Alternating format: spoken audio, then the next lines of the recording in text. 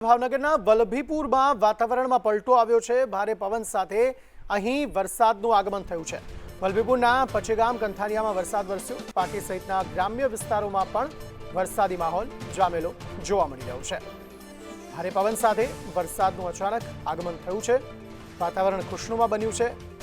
અસહ્ય અને કાળઝાળ ગરમીથી રાહત અહીં ભાવનગરવાસીઓને મળતી જોવા મળી રહી છે। વલભીપુર પંથકના અનેક વિસ્તારોમાં વરસાદી માહોલ જામ્યો છે।